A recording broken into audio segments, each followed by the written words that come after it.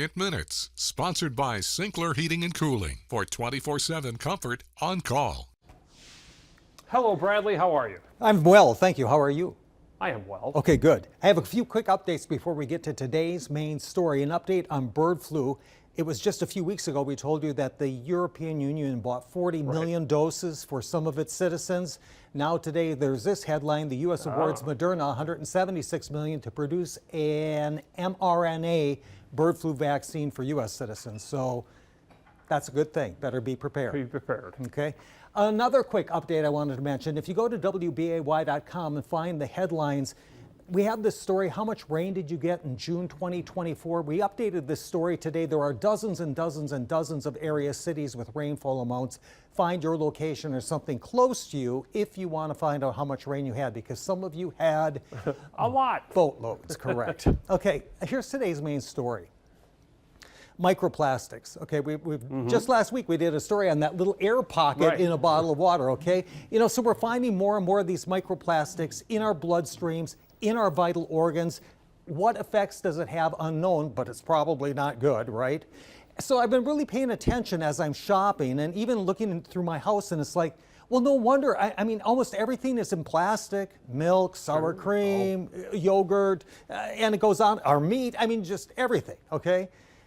So I thought, let's take a look at, because you can't control this too much, but what can we control? Yeah, okay, that's a good question.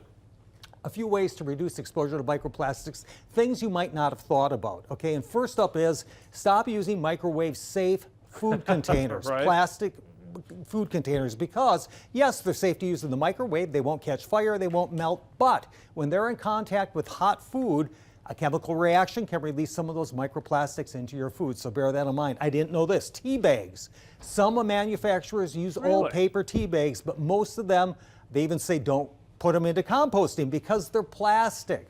So we pour that hot water on there and you're releasing more microplastics into your cup of tea. And worse than that, do you pick up a drive-through cup of coffee every morning? Guess what?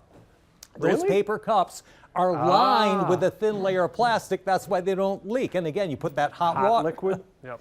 Okay, here's another one. I was surprised. Purchased ice cubes, prepackaged ice cubes, typically test very high for microplastics. Not sure where it's coming along in the chain. Maybe they're plastic trays that are used. We don't know. But also don't use plastic ice cube trays at home.